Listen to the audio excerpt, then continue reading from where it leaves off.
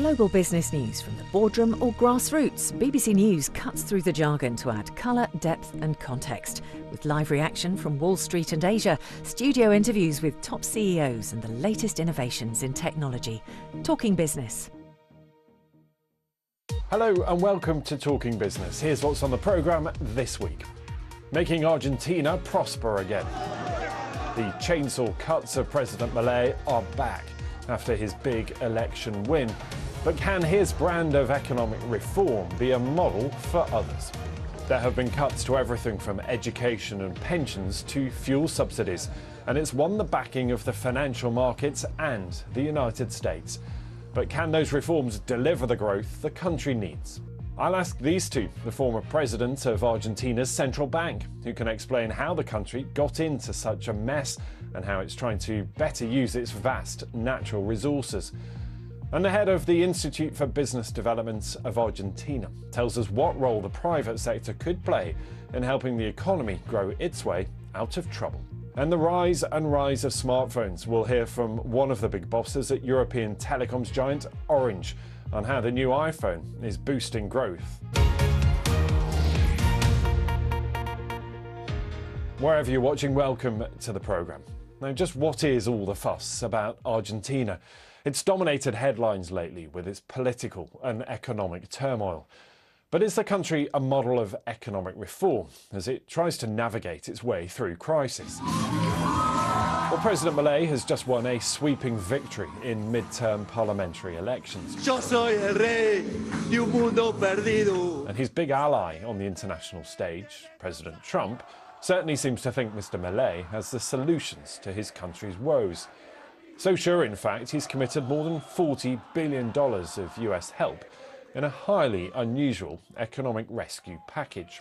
Well, in large part, that's because it sends a clear message that the US, and not China, can provide the help that other South American economies may need. But why exactly does Argentina need it right now? Well, over the last decade, economic growth has been volatile. It's one reflection of the country's often turbulent politics and the resulting big shifts in policy. Bringing down inflation has earned President Milei lots of plaudits. Price rises spiked just after he took office in December of 2023. And whilst it's still an eye-watering 31.8%, that's actually the lowest in 7 years. It's all led to a fall in the number of Argentinians regarded as living in poverty. That's now the lowest in 7 years. Well, that perhaps explains the renewed backing the president received in the elections, as Ione Wells has been finding out on the streets of Buenos Aires. When Javier Milei was elected president, he pledged to slash the state. And since then, he has introduced huge cuts to public spending, to provinces around Argentina, to health, to education, to pensions, to subsidies for transport and utilities. His supporters say that this has helped to rapidly bring down inflation and also the fiscal deficit. But his critics say this has come at a huge social cost, that people's salaries aren't going as far as they used to, that there is an imminent recession. Está caro. Everything is expensive.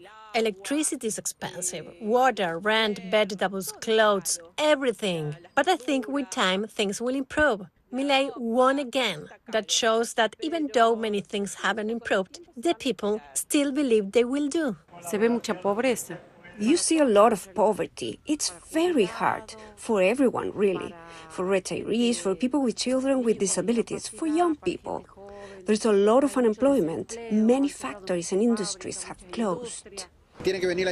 I believe investment has to come now, because with what's happened in the elections, there's a lot of confidence internationally and within the country itself. And I think it has to change a lot.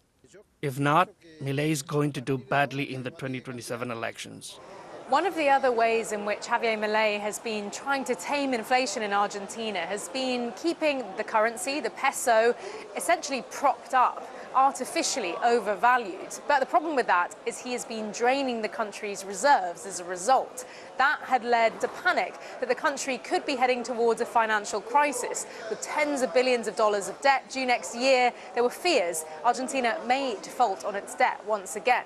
This is one of the reasons why the US decided to step in to help. Now, the hope is that this will, at least for now, support the peso, stop it from crashing, and also attract more foreign investment to the country again.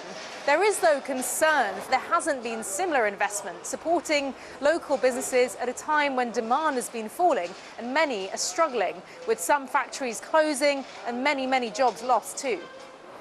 Javier Milei's party did much better than expected in the country's congressional midterm elections. The party picked up more seats in both the Senate and the lower house, the Chamber of Deputies. That should make it a lot easier for him to pass some of his economic reforms and spending cuts. He'll still have to work with other parties, though, if he wants to pass bigger reforms to things like the tax system. And he's been very critical of some of the other parties in Congress, so that could prove a bit of a challenge for him. And it's clear the president has renewed confidence about the road ahead. No solo vamos a defender las reformas ya hechas. We will not only defend the reforms that have been made, but we will also promote the reforms that are still needed to achieve that future.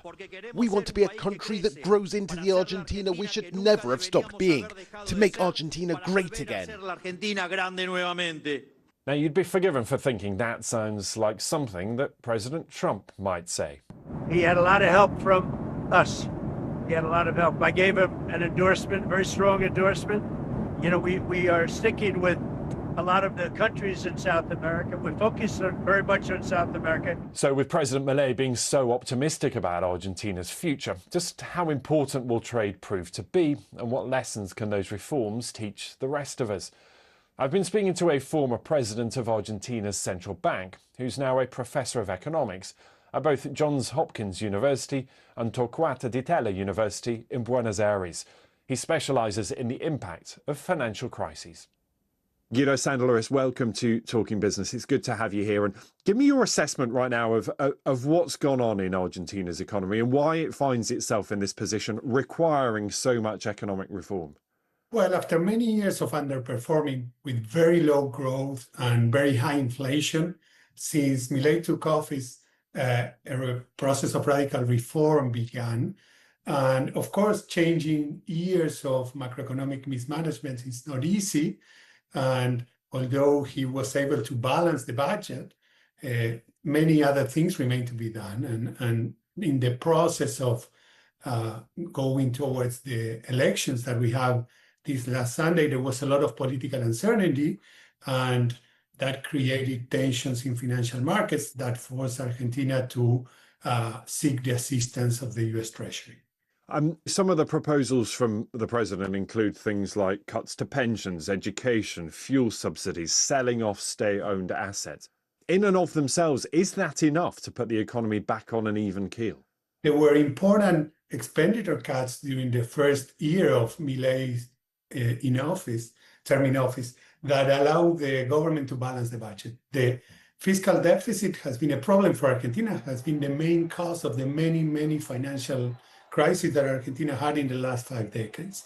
So I think that it was needed to cut the budget. Then, of course, one could argue regarding the particular cuts that were implemented, but I'm telling you from someone that has been in office for a while, it's not easy to cut expenditures. And of course, as you said, some of this was already in train. Some of this was already, being enacted. I wonder whether Mr. Milei, even with this fresh mandate, has enough time to deliver the reforms that the economy needs.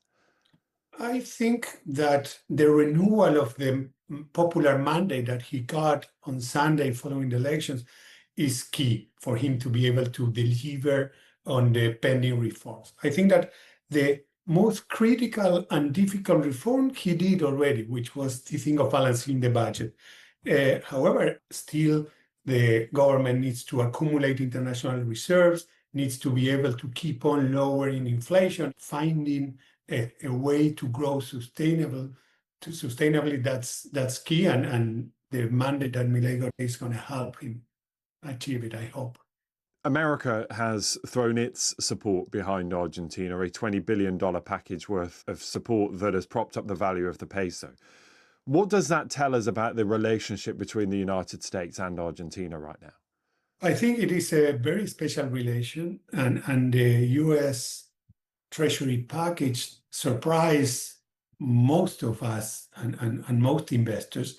It's not something that the U.S. Treasury does frequently, and I think that it reflects two things. On the one side, geopolitical decisions of the Trump administration. On the other, the strategy that President Milei followed in terms of aligning itself with the US.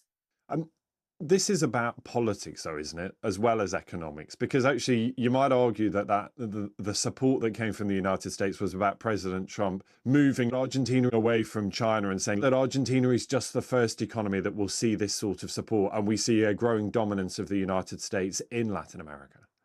It has been very hard for me to predict Trump's administration movements in general, from tariffs to this support.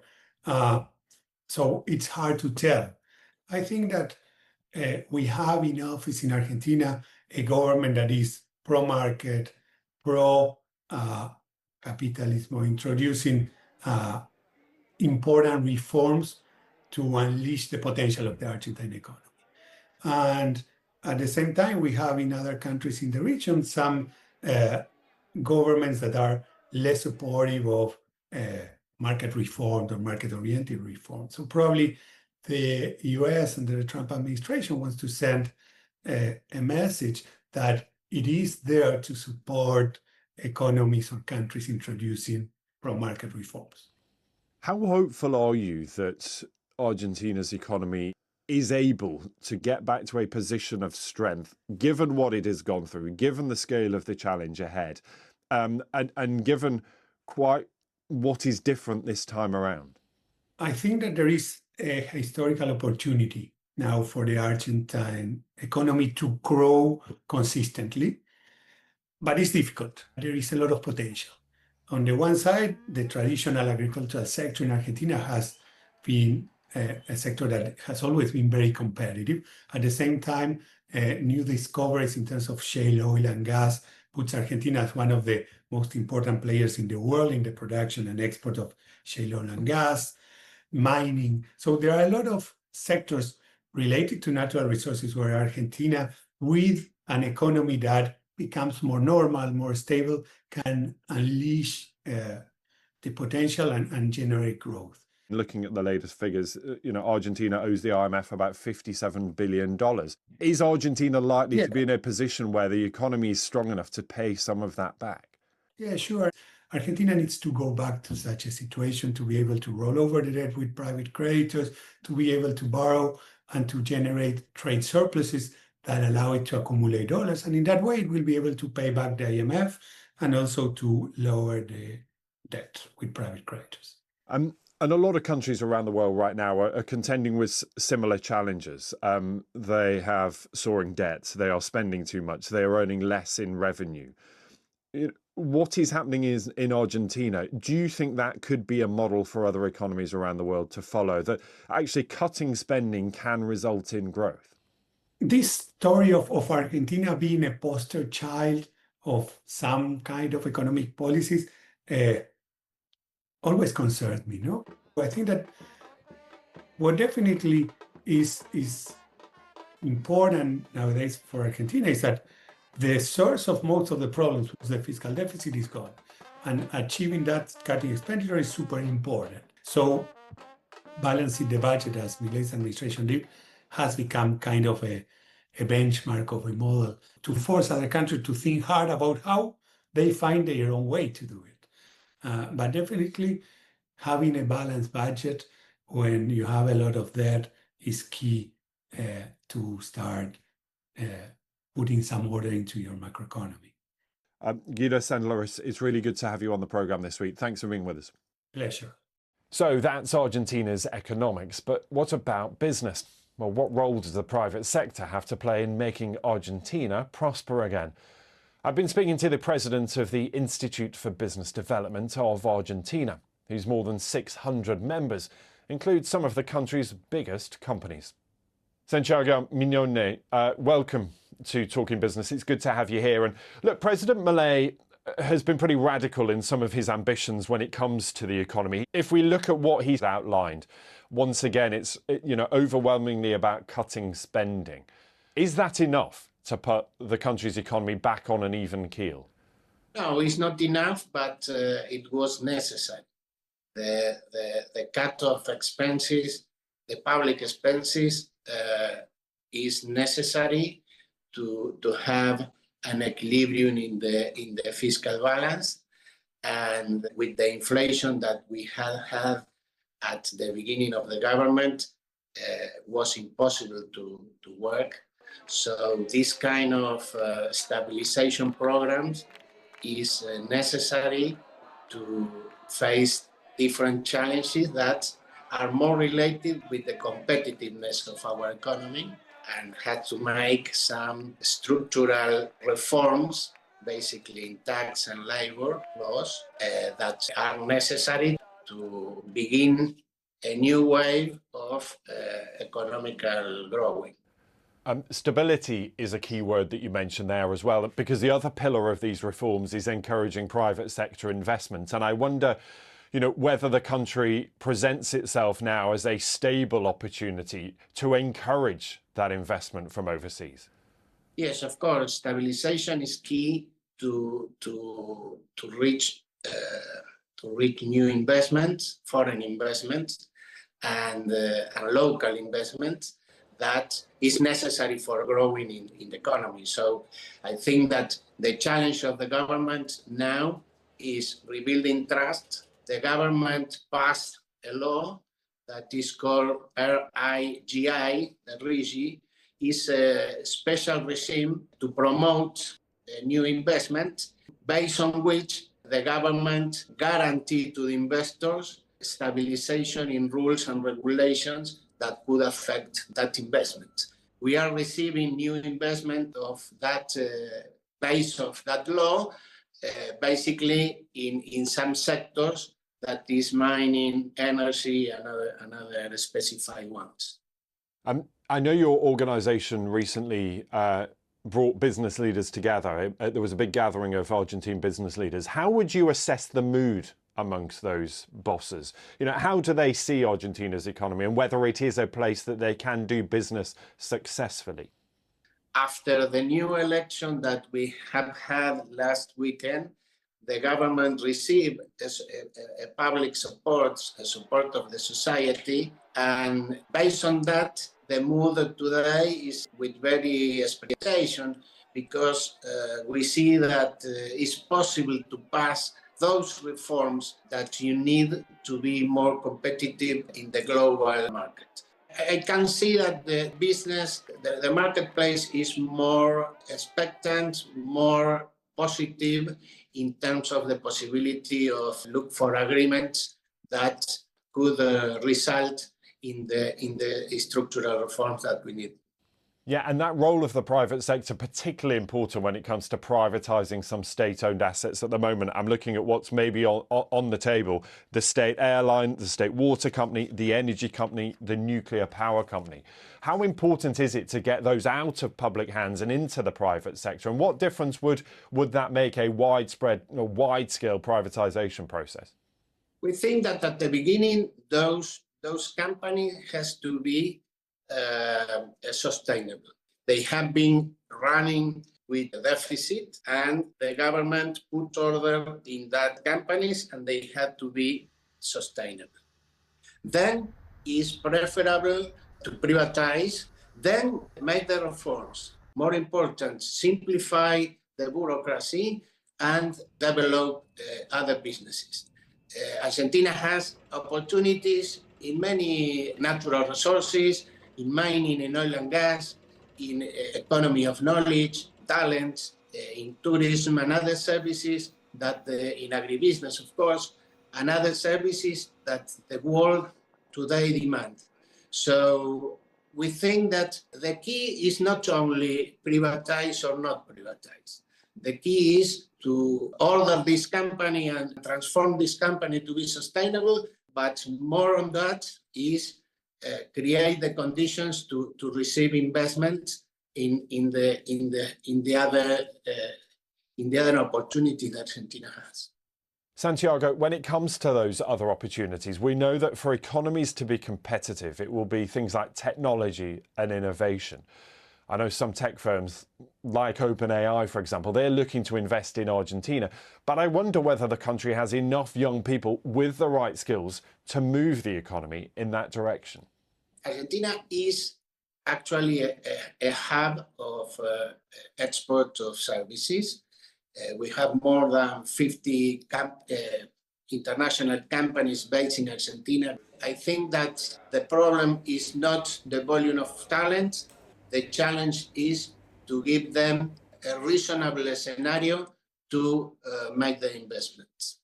Santiago Mignone, thank you for being with us on the programme. It's good to talk to you. Thank you. It was a pleasure, and thank you to inviting me. Now, every time you pick up your phone, do you think about the tech behind it or the network that keeps it connected? You might check if you've got a 4G or 5G connection, but that requires huge amounts of cables, data centres and other bits of high-tech kit. And it's a competitive business. France-based Orange is one of the biggest. It operates in 26 countries across Europe and Africa. I've been talking to the woman who runs its Europe business outside of France. Welcome to Talking Business. It's good to have you here, and talk to me about the business, because I'm looking at your results, a big growth in the number of users, surpassing 300 million around the world for the first time. Where is that growth coming from? That growth is coming, of course, from our customer base, which is, the core asset that we have. And we're working on what we call the customer value management, meaning making sure that we nurture our customer base by using AI, by, picking the right channel so that we can, grow the base, upsell, and make sure that we have the right answer for the customers. The second point is making sure that, we are strong in acquisition. And of course, B2B is an area for growth. We keep working on our key priority, which are 5G and fiber. If you look at 5G, for example, we have like 45% of our customer base, which is actually using 5G now. So you see that even if we are globally in a mature market, we still have room for maneuver for bringing new services or a quality which is higher in some geographies. We need to work with what we call FTTR, fiber to the room, meaning making sure that fiber can go in each and every room on your house or apartment. So indoor is key and has a big value for the customers. And when you talk about growing the market as well, we look at something like the new iPhone launch. How important is that bit of tech to grow your customer base and eke out more money from them? Because I guess it means you can tie them into a new long contract, doesn't it? The device is, of course, absolutely key, and you as a customers, we look at our device and it's the iconic proof of our network. So we are working with many partners, Apple, of course, Samsung, Google, and it brings the customers into our shops because people want to see them, they want to compare, they want to try. So it's bringing a new customers or renewal customers, because maybe when you want to buy a device, you renew your telco business also. So it's important. And for us, unfortunately, since the beginning of the year, the sales of device are decreasing or more or less flat in our main countries. This is also, in a way, the positive sign of, people trying to keep their device more than 2 years, 3 years. And on the, ESG side, on the circular economy side, it makes sense. And, and talk to me about other parts of the business as well. The concern, of course, is the role of China in so many of our telecom systems. And if you look at what happened in the UK, removing some Chinese manufacturers from the hardware, talk to me about the impact that has. Are you worried that removing that kit from the system causes even more problems than maybe it solves? The strategy of Orange has always been to have kind of a very balanced portfolio when it comes to vendors.